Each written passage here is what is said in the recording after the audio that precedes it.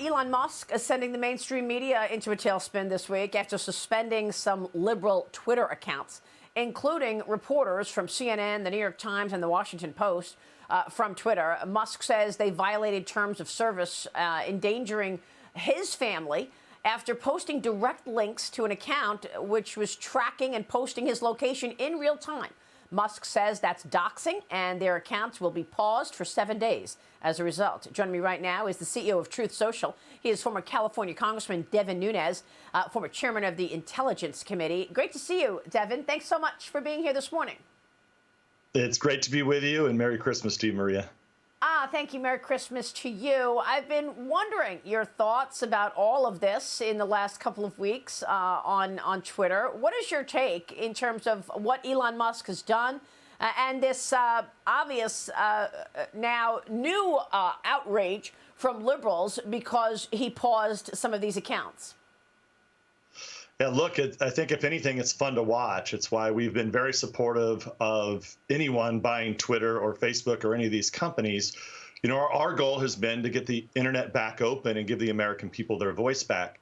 So it's fun to see a little bit of karma here and a little bit of payback for all the people that have been so happy for conservatives to be banned over the years and shadow banned. Look, it's not what we do at Truth Social, Maria, honestly. It's probably not something that should have been done. I mean, as hard as that is for me to say, I'm not a fan of these people. But yeah, look, you know, Truth Social is a free speech platform. I believe Elon Musk wants to make Twitter into a free speech platform. Probably not a good idea, but look, he's richest man in the world, and he can do what he wants. It's his company. Yeah, but Devin, look at what we're learning from this data dump. I mean, House Republicans are now ramping up investigations into Twitter and Facebook over the collusion with the Biden administration and how they censored free speech for so many years, amplifying lies, suppressing truth. And now we know that this company has been parading around as some kind of a digital town square when, in fact, it's been just another arm of the Democrat Party, a cog in the wheel of the Democrat machine. Yeah, I mean, look, that is probably what we knew circumstantially that existed. I mean, we knew back in 17 and 18 that they were shadow banning my account. We had circumstantial evidence. We had outside groups that had said that, but we didn't have the direct evidence. What you see today, with at least the minimal release of these Twitter files to a few journalists, it's very interesting. And I would say this, Maria, what Elon Musk really should do at this point is put it all out there. I mean, what we found when we were doing investigations in Congress, the more information we got out to the public, it allowed journalists and researchers and people on Twitter, by the way, and the other social media platforms to go out and do research and find information. And a lot of times it's really a force multiplier to get more information to really allow the public to know what's been going on at Twitter, because we have the Twitter files. But keep in mind, Twitter is a tiny company compared to Facebook and Instagram.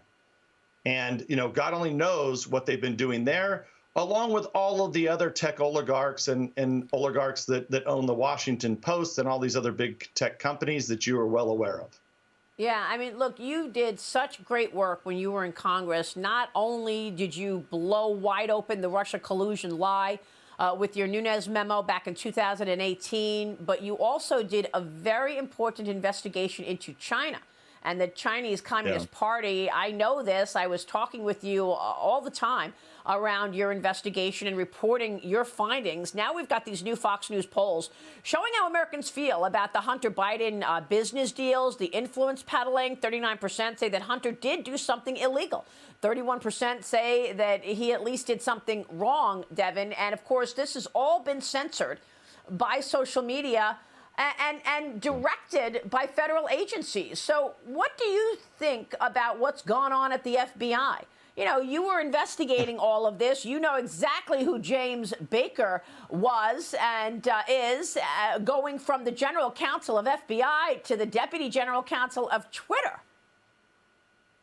Yeah, and look, this is another thing that we learned in the Twitter files that still needs more exploration, and that is, what is the role that the federal government has with these tech companies?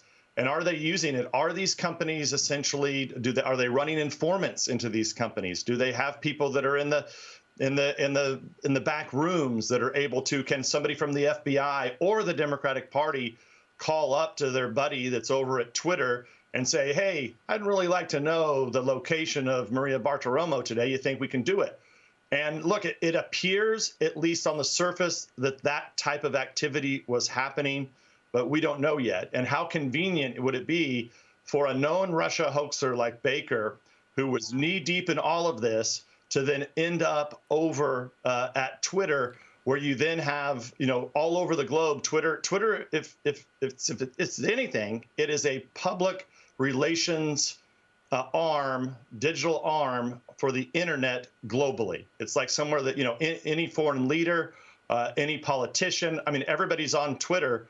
It's an intelligence bonanza.